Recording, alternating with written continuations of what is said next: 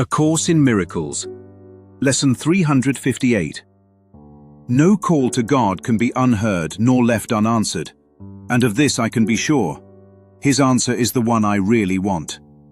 You who remember what I really am alone, remember what I really want. You speak for God, and so you speak for me, and what you give me comes from God Himself. Your voice, my Father, then is mine as well, and all I want is what you offer me, in just the form you choose that it be mine. Let me remember all I do not know, and let my voice be still, remembering. But let me not forget your love and care, keeping your promise to your Son in my awareness always. Let me not forget myself is nothing, but myself is all. Lesson 358. No call to God can be unheard nor left unanswered, and of this I can be sure. His answer is the one I really want. Imagine a house built on a hill with one room that has no windows. Inside that room sits a person holding a phone that has been disconnected for years. The person keeps dialing numbers anyway, hoping someone will pick up. Friends, parents, lovers, jobs, bodies, money, approval, healing, fixing, answers in form. Every number rings for a moment and then goes dead. The lesson is not that no one is answering. The lesson is that the phone was never connected to the outside world at all. The call was never meant to go outward. The call was always meant to go inward. In A Course in Miracles, a call to God is not begging for trinkets, outcomes, or rearranged furniture in the dream. A call is a decision. It is the moment the mind admits, I do not know what I am or what I want. That admission is the call. And that call cannot be unheard because God is not elsewhere listening for sound. God is the awareness in which the thought occurred. The moment confusion is recognized, the answer is already present.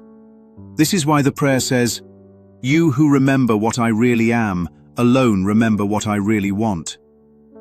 The small self thinks it wants relief, validation, control, safety, love in a specific form. The capital S self wants only truth, and truth has no form to negotiate with. The storyline here is not a conversation between two separate beings. It is a handoff. The mind is handing over its role as author. That is why the prayer says, You speak for God, and so you speak for me. The ego has been acting as a bad narrator, constantly mislabeling desire.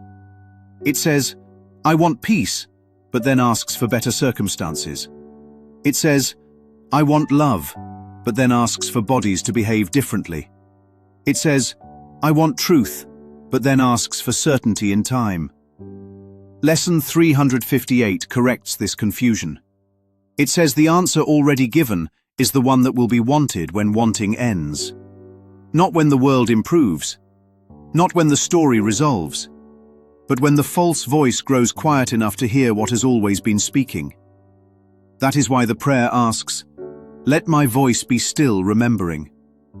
Stillness is not silence as an activity, it is the absence of argument. The metaphor here is a courtroom where the defense attorney finally sits down. The judge has been present the whole time. No verdict was delayed. The noise was. The line, Let me not forget myself is nothing, but myself is all, is the hinge of the entire lesson. The little self is the character in the story who thinks it is making the call. The capital S self is the field in which the call, the answer, and the recognition occur simultaneously. The little self is nothing because it was never an author. The capital S self is all because it was never absent. So what answer has been sought? The answer of others, the answer of outcomes, the answer of proof, the answer of time saying, now you can be at peace. Lesson 358 says those were not answers at all. They were echoes. The real answer has always been the same. I am as God created me. And no call to remember that can fail, because nothing has ever opposed it.